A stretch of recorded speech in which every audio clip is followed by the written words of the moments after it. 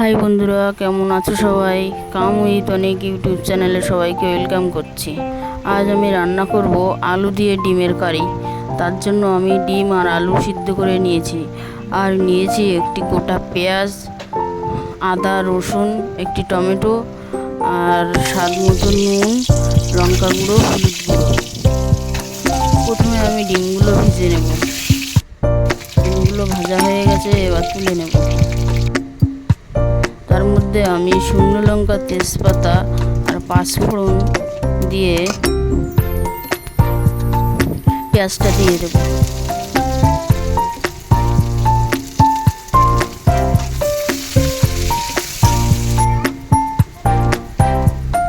এবার রসুনটা দিয়ে দেব, আদা দিয়ে দেব।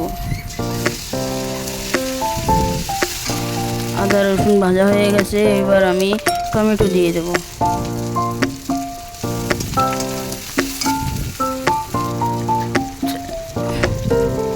এবার একটু নুন দেব যাতে টমেটোটা তাড়াতাড়ি গলে যায়। আর কাঁচা লঙ্কা দিয়ে দেব।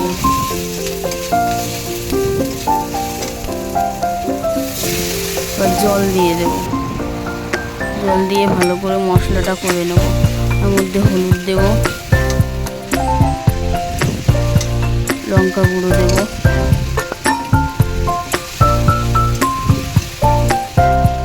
মশলাটা প্রায় হয়ে এসেছে। এবার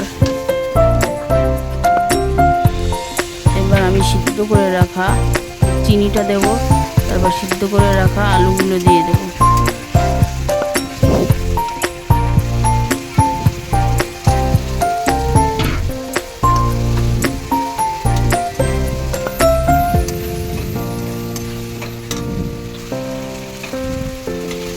এবারে ভেজে রাখা ডিমগুলো দিয়ে দেব।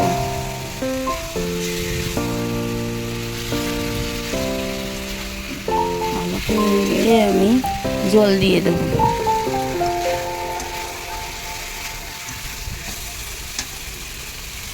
মশলাটা হয়ে গেছে, ডিমটাও সুন্দরভাবে কষানো হয়ে গেছে। এবার জল দিয়ে দেব।